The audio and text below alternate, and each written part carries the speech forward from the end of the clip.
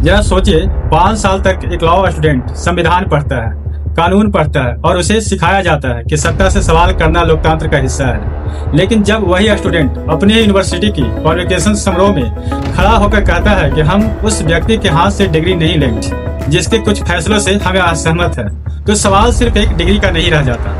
मामला है NALSA university of law का। करीब 400 स्टूडेंट ने यूनिवर्सिटी के वाइस चांसलर और अधिकारियों को पत्र लिखकर chief justice of India Suryakant के खिलाफ अपनी आपत्ति दर्ज कराई। छात्रों का कहना था कि हर साल देश के बड़े संवैधानिक पदों पर बैठे लोग कॉन्वोकेशन में आते हैं, लेकिन इस बार सीजेआई सूर्यकांत से डिग्री लेना उनके लिए उनकी 5 साल की मेहनत और यूनिवर्सिटी से सिखाई गई संवैधानिक वैल्यू के खिलाफ होगा। छात्रों ने जंतर मंतर से जुड़े एक विरोध प्रदर्शन के बाद हुई कार्रवाई को लेकर भी सवाल उठाए और कहा कि जब नागरिकों के अधिकार से जुड़े मामलों में सवाल उठते हैं तो न्यायपालिका से जवाबदेही की उम्मीद की जाती है। यही नहीं, छात्रों ने सीजेआई से जुड़े कुछ पुराने विवादित बयानों को और टिप्पणियों को भी जिक्र किया और कहा कि ऐसे बयान उस संवैधानिक पद की गरिमा और उन मूल्यों के मेल नहीं खाते जिन्हें एक लॉ यूनिवर्सिटी अपने छात्र को सिखाती है। लेकिन कहानी यही खत्म नहीं हुई। यूनिवर्सिटी ने विरोध के बावजूद सीजेआई सूर्यकांत को कॉन्वोकेशन के लिए आमंत्रित किया और इसके बाद आया सबसे बड़ा मोड़। बार काउंसिल ऑफ इंडिया ने एक नोटिफिकेशन जारी करते हुए कहा कि नालसा के छात्रों को एडवोकेट के रूप में एनरोल नहीं किया जाएगा।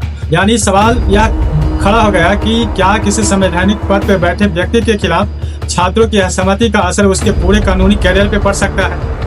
बाद में इस फैसले को लेकर भारी विरोध हुआ तो बीसीआई ने अपना नोटिफिकेशन वापस ले लिया। लेकिन असली सवाल अब भी वही है, अगर एक लॉ स्टूडेंट किसी जज के फैसले से असहमत है, किसी संवैधानिक संस्था पर सवाल उठता है या शांतिपूर्ण तरीके से विरोध करता है, तो क्या उसकी सजा उसके कैरियर तक पहुंच जानी चाहिए?